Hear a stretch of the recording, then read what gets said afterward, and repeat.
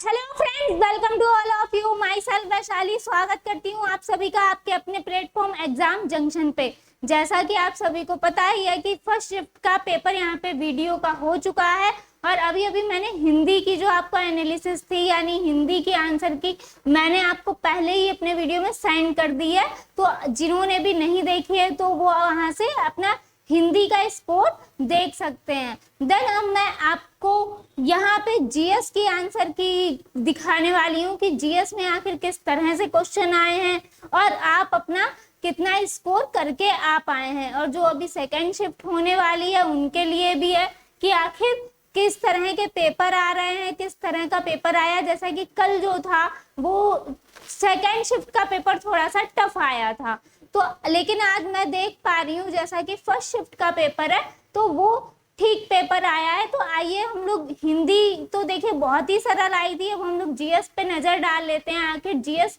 यहाँ पे कैसी पूछी गई है। तो देखिए, ज्योति तीव्रता का एक इकाई में व्यक्त किया जाता है जिसका नाम है। अब यहाँ पे क्या पूछा गया है कि ज्योति तीव्रता को किस एक इकाई में व्यक्त किया जाता है। तो यहाँ पे दिया हुआ है एंगस्ट्रॉम, कैंडला, टेस्ला और न्यूटन। तो जाहिर सी बात है यहाँ पर candela option is correct option यहाँ पे हो जाएगा। यहाँ पे क्या हो जाएगा? कैंडला। ठीक है, अब देखिए, निम्नलिखित में से किसका जलीय घोल आंखों के लिए कमजोर पूर्तिरोध के रूप में प्रयोग किया जाता है। तो यहाँ पे ऑप्शन हो जाएगा आपका बोरिक एसिड। बोरिक एसिड यहाँ पे करेक्ट आंसर हो जाएगा। अब देखिए यहाँ पे थर्ड क्या दिया हुआ है, केंद्रीय गृह मंत्री अमित शाह ने निम्नलिखित में से किस शहर में सुरक्षित शहर परियोजना का शुभारंभ किया है। तो इन्होंने बेंगलुरु में इसका शुभारंभ किया है। अब देखिए, भारत में पहला 3D मुद्रित यानी त्रिआयामी मुद्रित डाक खाना कहाँ बनाया गया। तो देखिए यहाँ पे 3D मुद्रित जो डाक खाना है वो भी यहाँ पे आपका बेंगलुरु में ही बनाया गया है।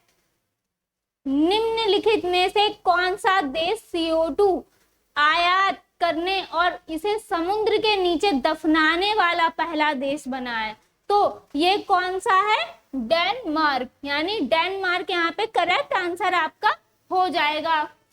कृषि और किसान कल्याण मंत्रालय और NAFED द्वारा पहला बाजरा अनुभव केंद्र यानी MEC कहाँ शुरू किया गया। तो ये आपका शुरू करा गया है न्यू दिल्ली में। निम्नलिखित में से किस देश में हिंसा के बीच 10 लाख से अधिक पोलियो जो टीके थे वो नष्ट कर दिए गए थे। तो कहाँ नष्ट किए गए थे? सूडान में। तो सूडान इसका करेक्ट आंसर हो जाएगा यहाँ पे। निम्नलिखित में से किस बंदरगाह ने हाल ही में बंदरगाह, नौवहन और जलमार्ग मंत्रालय द्वारा उच्चतम कार्गो को संभालने के लिए वर्ष 2002-2003 के लिए सर्वश्रेष्ठ पूर्ण प्रदर्शन पुरस्कार के लिए सागर श्रेष्ठ सम्मान पुरस्कार प्राप्त किया। तो किसने प्राप्त किया यहाँ पे? कोचिन बंदरगाह प्राधिकरण केरल। तो यहाँ पे डी ऑप्शन करेक्ट हो जाएगा आपका। अब देखिए यहाँ पे 109 क्वेश्चन, 42वें आसियान शिखर सम्मेलन का विषय आसियान मामले। अब यहाँ पे आपको क्या बताना है कि यहाँ पे इन्होंने डैश दे दिया गया है, यानी इसका विषय यहाँ पे क्या था? वसुधैव कुटुंबकम नहीं, विकास का उपकेंद्र। जी हाँ, 42वें आसियान शिखर सम्मेलन का जो विषय था वो था विकास का उपकेंद्र। अब आप देखिए, महिला क्रिकेटरों को सम्मानित करने के लिए डेवी हॉकले मेडल किस देश द्वारा शुरू किया गया। तो ये किया गया था आपका न्यूजीलैंड के द्वारा। ओडिशा के निम्नलिखित में से किस जिले ने गर्भवती महिलाओं की स्थिति पर नजर रखने के लिए निरीक्षण ऐप लॉन्च किया। तो किसने लॉन्च किया था? गंजम, यानी गंजम ने क्या किया था? निरीक्षण ऐप लॉन्च किया था। अब देखिए, हाल ही में रेमन मैग्सेसे अवार्ड फाउंडेशन के सदस्यों ने व्यक्तिगत रूप से 64 साल के इंतजार के बाद निम्नलिखित में से किस अंतरराष्ट्रीय व्यक्तित्व को 1959 का रेमन मैग्सेसे पुरस्कार प्राप्त किया था? यानी आप देखिए यहाँ पे क्या पूछ लिया गया है, 1959 का रेमन मैग्सेसे पुरस्कार किसको प्राप्त किया गया था? दलाई लामा को प्रदान किया गया था यहाँ पे। तो यहाँ पे दलाई लामा करेक्ट आंसर आपका हो गया। अब देखिए, शब्द शांति का समुद्र यानी सी ऑफ ट्रैंक्विलिटी निम्नलिखित में से किस खगोलीय पिंड से जुड़ा है? देखिए, शांति का जो समुद्र है वो आपका चांद से जुड़ा हुआ है। अब देखिए, आप निम्नलिखित में से कौन सा पृथ्वी पर समुद्र तल से सबसे गहरा बिंदु है? तो सभी को ही आई थिंक ये पता होगा, मैरियाना गर्त या मैरियाना ट्रेंच आपका यहाँ पे करेक्ट आंसर हो जाएगा। निम्नलिखित में से कौन सा संस्थान वित्तीय स्थिरता रिपोर्ट प्रकाशित करता है? तो सभी को पता है वित्तीय स्थिरता रिपोर्ट कौन प्रकाशित करता है? हमारा आरबीआई प्रकाशित करता है, यानी भारतीय रिजर्व बैंक। अब देखिए, नोबेल पुरस्कार वर्ष 1901 से दुनिया भर में पुरुषों और महिलाओं को सम्मानित किया जा रहा है। वर्ष 1968 में निम्नलिखित क्षेत्रों में से किस क्षेत्र को जोड़ा गया है? तो यहाँ पे 1968 में किस क्षेत्र को जोड़ा गया है? अर्थशास्त्र को। तो अर्थशास्त्र आपका यहाँ पे करेक्ट आंसर हो जाएगा। राष्ट्रीय सांख्यिकी कार्यालय ने कहा कि 2022 और 23 के लिए मौजूदा जो कीमतें हैं, यानी मौजूदा कीमतों पर अनुमानित वार्षिक प्रति व्यक्ति, यहाँ पे वार्षिक प्रति व्यक्ति आपसे पूछ ली गई है। तो यहाँ पे 1.72 लाख यानी 1.72 लाख रुपए। तो अब ये आपका यहाँ पे आंसर करेक्ट हो गया। देन नेक्स्ट क्वेश्चन पे चलते हैं। भारत के राज्य में राज्य वित्तीय निगम ने मुख्य रूप से निम्नलिखित में से किसके विकास के लिए सहायता दी है? तो किसके लिए सहायता दी है? मध्यम और लघु वर्ग के जो उद्योग हैं, यानी मध्यम और लघु जो उद्योग हैं उनके लिए दी है। जिस दर पर भारतीय रिजर्व बैंक वाणिज्य बैंकों को पैसा उधार देता है उसको हम क्या कहते हैं? रेपो रेट कहते हैं। अब आते हैं नेक्स्ट क्वेश्चन पे। निम्नलिखित झीलों में से कौन सी एशिया की दूसरी सबसे बड़ी मीठे पानी की झील है जो जम्मू कश्मीर में स्थित है? यानी जम्मू कश्मीर में जो सबसे ज्यादा मीठे पानी की जो झील है वो है हमारी बूलर झील। नेक्स्ट पे चलते हैं। निम्नलिखित में से किस स्थल पर झारखंड में कोयला क्षेत्र स्थित है? तो झारखंड में जिस स्थल पर कोयला क्षेत्र आपका स्थित है वो आपका हो जाएगा झरिया। नेक्स्ट क्वेश्चन आपका क्या कह रहा है? संविधान के निम्नलिखित में से किस अनुच्छेद के तहत भारत के किसी भी राज्य में राष्ट्रपति शासन लागू किया जा सकता है? तो आई थिंक सभी को ही पता होगा, जिसने भी अनुच्छेद पढ़े होंगे, 356 यहाँ पे करेक्ट आंसर हो जाएगा। शूद्रक द्वारा लिखित मृच्छकटिक का साहित्यिक प्रकार निम्नलिखित में से कौन सा है? तो ये है नाटक। यहाँ पे नाटक करेक्ट हो जाएगा। भारतीय संविधान की अनुसूची जो अनुसूचित भाषाओं के बारे में है निम्नलिखित में से कौन सी है? तो देखिए, अनुसूचित भाषाओं के बारे में तो ये हमारी है 8वीं अनुसूची। अब हम बात करते हैं, भारत में प्रवासी भारतीय दिवस प्रत्येक 2 वर्ष में एक बार यानी 9 जनवरी को मनाया जाता है। यह दिन पहली बार किस वर्ष मनाया गया था? देखिए, ये जो है ये पहली बार मनाया गया था 2003 में। यानी मनाया गया, तो ये पहले मनाया जाना जो है इसको बोल दिया गया था कि मनाया जाएगा, तब ये 2002 में ये बोला गया था, लेकिन इसको पहली बार मनाया गया था 2003 में आपका। नेक्स्ट क्वेश्चन, भारत का पहला liquid mirror telescope, international liquid mirror telescope ILMT निम्नलिखित में से किस वेधशाला में स्थापित किया गया? Indian institute of astrophysical Bangalore नहीं, देवस्थल वेधशाला यानी Aryabhatta research institute of observation sciences. तो देखिए यहाँ पे नैनीताल उत्तराखंड, यही देवस्थल वेधशाला नैनीताल उत्तराखंड, यानी यही आपका करेक्ट आंसर हो जाएगा यहाँ पे। 127 क्वेश्चन पे चलते हैं। निम्नलिखित में से कौन the birth of new India पुस्तक के लेखक हैं? तो देखिए मैंने पहले ही बोला था कि आप जो हैं वो लेखक और पुस्तक जरूर देख के जाइएगा। तो the birth of new India पुस्तक की लेखक कौन है? हमारे एनी बेसेंट यहाँ पे सही आपका आंसर हो जाएगा। नेक्स्ट क्वेश्चन क्या है? काराकोरम वन्य जीव अभयारण्य निम्नलिखित में से किस राज्य या केंद्र शासित प्रदेश में स्थित है? तो मुझे लगता है ये जो क्वेश्चन है इसका तो आंसर सभी को पता होगा कि लद्दाख। काराकोरम कहाँ है? लद्दाख में है। शिवाजी की मृत्यु के बाद मराठा राज्य में प्रभावी शक्ति डैश के एक परिवार द्वारा संभाली गई थी, जिसने पेशवा के रूप में शिवाजी के उत्तराधिकारियों की सेवा की थी। तो देखिए यहाँ पे आपका करेक्ट आंसर हो जाएगा चित्पावन ब्राह्मण, यानी चित्पावन ब्राह्मण के एक परिवार द्वारा संभाली गई थी, जिसने पेशवा के रूप में शिवाजी के उत्तराधिकारियों की क्या की थी? सेवा की थी।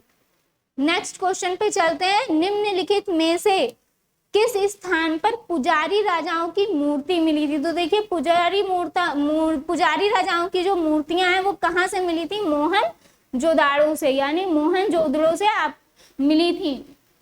अब देखिए मानवीय राहत और सामाजिक कार्य करने के लिए 1896 में रामकृष्ण मिशन की स्थापना, देखिए ये बिल्कुल नॉर्मल सा क्वेश्चन पूछ लिया गया है कि रामकृष्ण मिशन की स्थापना किसने की थी?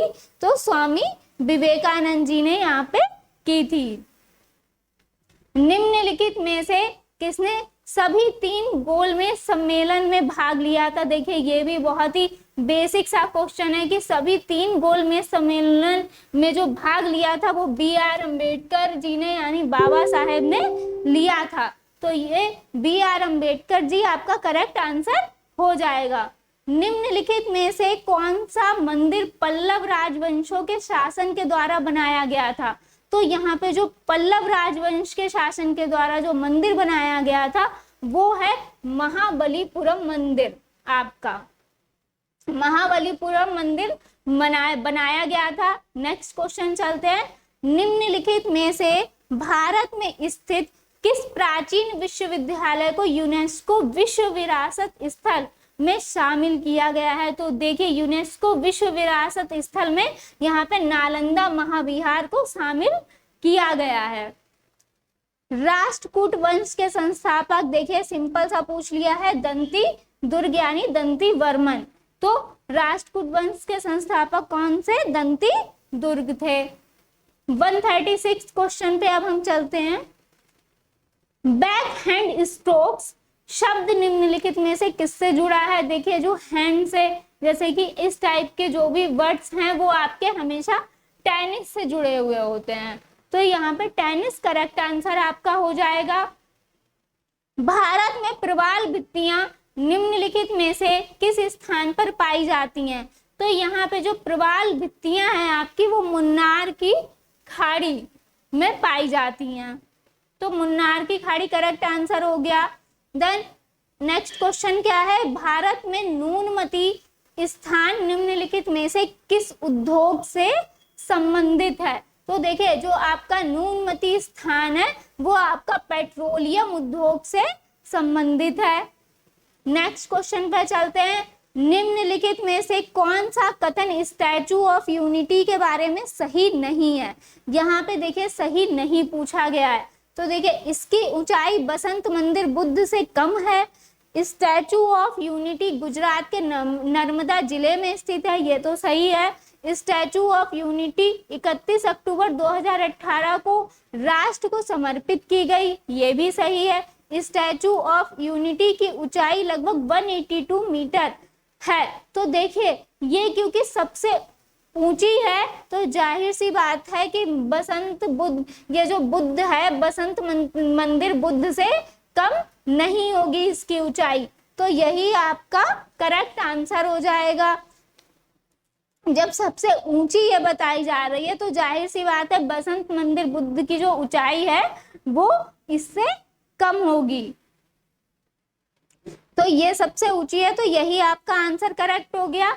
140 क्वेश्चन देखते हैं। निम्नलिखित में से किस पर्वत को हाथी पर्वत के रूप में भी जाना जाता है, जो मध्य केरल के दक्षिणी पश्चिमी घाट में पहाड़ों की एक श्रृंखला पर स्थित है और पश्चिमी तमिलनाडु की सीमा तक फैला हुआ है। तो देखिए यहाँ पे हाथी पर्वत के रूप में कौन जाना जाता है, अनामला या अनामलाई। तो अनामलाई यहाँ पे करेक्ट आंसर आपका हो जाएगा। देन अब हम आते हैं नेक्स्ट क्वेश्चन पे। उत्तर प्रदेश का सबसे बड़ा सौर ऊर्जा संयंत्र निम्नलिखित में से किस जिले में स्थापित किया गया है। तो जो आपका सबसे बड़ा सौर ऊर्जा संयंत्र है वो कहाँ स्थापित किया गया है, मिर्जापुर में आपका। अब देखिए निम्नलिखित में से कौन सा कथन जो है वो बृहस्पति ग्रह के बारे में सही है। तो सौर मंडल में सबसे छोटा दिन इसका है। तो पहली बात तो यही आपका करेक्ट आंसर हो गया क्योंकि सौर मंडल में सबसे छोटा दिन इसका है। 143 पे आते हैं। मृणालिनी साराभाई निम्नलिखित में से किस कला के रूप से जुड़ी हैं। देखिए किस कला रूप से ये जुड़ी हुई हैं, ये कथकली से जुड़ी हुई हैं। कथकली को इन्होंने ही इस सबसे पहले अपनाया था। तो देखिएगा त्रिरश्मि बौद्ध गुफा परिसर जहां 3 नई गुफाएं खोजी गई किस राज्य में स्थित हैं। तो देखिए त्रिरश्मि बौद्ध गुफा परिसर जहां 3 नई गुफाएं खोजी गई वो है महाराष्ट्र राज्य। अब आते हैं नेक्स्ट क्वेश्चन पे। निम्नलिखित में से कौन सा राष्ट्रीय उद्यान एक टाइगर रिजर्व भी है। ये आई थिंक सभी को ही पता होगा, पन्ना राष्ट्रीय उद्यान यहाँ पे करेक्ट आंसर हो जाएगा आपका। देन अब देखिए कुद्रेमुख जो कर्नाटक राज्य की तीसरी सबसे ऊंची चोटी है, जो चिक्कमगलुरु जिले में स्थित है। यह विशेष शिखर एक जानवर के चेहरे के आकार का है। तो वो जो इन्होंने पूछ लिया है कि वो जो है कि वो जो उसका शिखर है वो किस जानवर के चेहरे के आकार का है, वो जानवर आखिर कौन सा है। तो यहाँ पे क्या हो जाएगा, घोड़ा, वो घोड़े के आकार का है। अब देखिए निम्नलिखित में से किस राज्य में विश्व का एकमात्र तैरता हुआ राष्ट्रीय उद्यान यानी कैनबुल लामजाओ राष्ट्रीय उद्यान कहाँ स्थित है। देखिए तैरता हुआ राष्ट्रीय उद्यान बहुत फेमस है, मणिपुर। यहाँ पे आपका मणिपुर करेक्ट आंसर हो जाएगा। निम्नलिखित में से किस भारतीय वैज्ञानिक ने तारों की संरचना और विकास के लिए महत्वपूर्ण भौतिक प्रक्रियाओं के सैद्धांतिक अध्ययन पर अपने कार्य के लिए नोबेल पुरस्कार जीता है। तो यहाँ पे S Chandrashekhar ji correct answer आपका हो जाएगा। नेक्स्ट क्वेश्चन देखते हैं। हानिकारक यूवी यानी परावैंगनी किरणों से हमारी रक्षा करने के लिए वायुमंडल की निम्नलिखित परतों में से किसमें ओजोन परत मौजूद है। तो देखिए ये सभी को ही पता होगा, समताप मंडल। अब हम आते हैं लास्ट क्वेश्चन पे। निकट दृष्टि दोष को ठीक करने के लिए किस प्रकार के लेंस का उपयोग किया जाता है। तो आई थिंक ये भी सभी को ही पता होगा कि निकट दृष्टि दोष को जो दूर करने के लिए अवतल लेंस का प्रयोग किया जाता है। तो देखिए किस तरह से एकदम नॉर्मल जीएस के आपसे यहाँ पे क्वेश्चन पूछे गए हैं। कोई भी घबराने की जरूरत नहीं है, कि बहुत पैनिक वाली जरूरत नहीं है। देखिए अभी जो सेकेंड शिफ्ट होने वाली है, आई होप कि उन लोगों का भी पेपर बहुत अच्छा होगा। तो यहाँ पे देखिए पेपर नॉर्मल आ रहे हैं, ऐसा कोई भी प्रॉब्लम नहीं है, बहुत हाई लेवल नहीं पूछा जा रहा है। कल की थोड़ी सेकेंड शिफ्ट जो थी वो थोड़ी सी, मैं उसका कहूँगी कि लेवल थोड़ा सा हाई था, बाकी आपकी जो भी अभी तक पेपर हुए हैं वो नॉर्मल आ रहे हैं। तो ऐसे ही आपको अगर आंसर की चाहिए हैं, ऐसे ही आपको आगे भी और हमारे वीडियोस और अपडेट चाहिए हैं, तो प्लीज़ मुझे सपोर्ट करें, मेरी वीडियोस को लाइक करें, मेरे चैनल को सब्सक्राइब करें और बेल आइकन को ज़रूर प्रेस कर लें, ताकि आपको ऐसे ही इंफॉर्मेशन आपको मैं देती रहूं, ऐसे ही अपडेट देती रहूं, ऐसे ही आपको आप तक अपनी जो नॉलेज है वो आप तक पहुंचाती रहूं। Thank you so much.